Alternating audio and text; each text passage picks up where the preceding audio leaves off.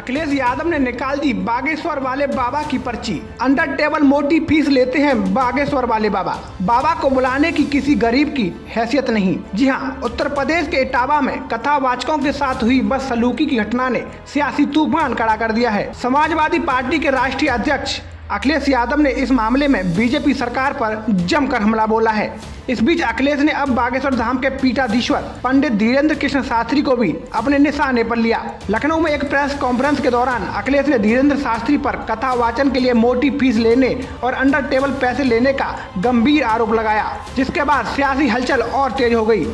और जो घटना हुई इटावा में, जो कथावाचकों को मैंने बुलाया, वो मैंने इसलिए बुलाया कि समाज में दूरियां ना हो।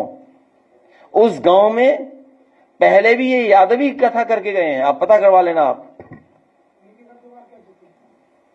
उन गांव वालों को सब पता है कि ये यादवी है कथावाचक, क्योंकि जिस परिवार को कथा करानी थी उन पे इतना संसाधन पैसा नहीं था कि लाखों रुपए वाले कथावाचक बुला लें, क्योंकि कई कथावाचक हैं जो 50 लाख रुपए लेते हैं।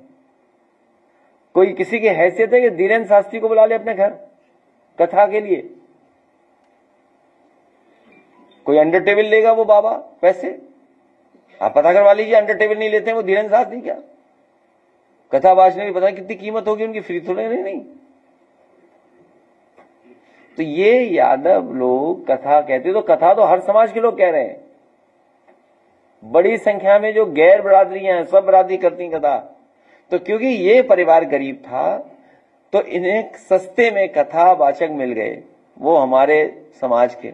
आपको बता दें, इटावा कांड को लेकर पूछे गए सवाल के जवाब में अखिलेश यादव ने कहा, कई कथावाचक हैं जो 50 लाख रुपए लेते हैं। किसी की हैसियत है कि धीरेन्द्र शास्त्री को कथा के लिए घर बुला लें?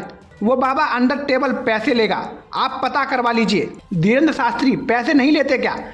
कथा बांचने की उनकी कितनी फीस होगी, जरा बताइए। वहीं इस बयान ने न केवल धार्मिक हलकों में बल्कि सियासी गलियारों में भी हंगामा मचा दिया। दरअसल इटावा जिले के बकेवर क्षेत्र के दांदरपुर गांव में 21 जून को कथावाचक मुकुटमणि यादव और उनके सहयोगी संत कुमार यादव के साथ कथित तौर पर मारपीट और बदसलूकी की गई थी। उन दोनों पर आरोप है कि ब्राह्मण समुदाय के कुछ लोगों ने उनकी चोटी काट दी, सिर मुड़वाया और जाति सूचक टिप्पणियां की। इस घटना का वीडियो वायरल होने के बाद सपा प्रमुख अखिलेश यादव ने पीड़ित कथावाचकों का समर्थन किया। उन्होंने कथावाचकों को सपा कार्यालय में बुलाकर सम्मानित किया और इतना ही नहीं, और 51,000 रुपए की आर्थिक मदद दी और नया हारमोनियम भी भेंट किया। अखिलेश ने इस घटना को पीड़ित समुदाय के खिलाफ अन्याय करार देते हुए बीजेपी सरकार पर जमकर निशाना साधा। उन्होंने कहा, वर्चस्ववादी लोग कथा वाचन में अपना एकाधिकार बनाए रखना चाहते हैं और इसे व्यवसाय बना लिया है। अगर सच्चे भक्तों को कथा करने से रोका जाएगा तो यह समाज में अन्याय को बढ़ावा देगा। आपको बता दें कि इटावा कांड पर बागेश्वर धाम के पीठाधीश्वर पंडित धीरेन्द्र कृष्ण शास्त्री ने भी अपनी प्रतिक्रिया दी थी। उन्होंने इस घटना को निंदनीय बताते हुए कहा था कि कथावाचन किसी जाति की बापौती नहीं है। अगर कथावाचक से कोई गलती हुई तो इसका समाधान कानून और न्यायपालिका के जरिए निकाला जाना चाहिए था, न कि भीड़ तंत्र के जरिए। उन्होंने राजनेताओं से इस मामले में सियासत न करने की अपील की ताकि समाज में वैमनस्य न फैले। हालांकि अखिलेश यादव के ताजा बयान के बाद धीरेन्द्र शास्त्री की ओर से अभी तक कोई प्रत्यक्ष जवाब नहीं आया है, लेकिन उनके समर्थकों और सपा कार्यकर्ताओं के बीच सोशल मीडिया पर बहस छिड़ गई है। बहरहाल आपको हमारी ये खबर कैसी लगी, कमेंट बॉक्स में जरूर बताएं। जय हिंद।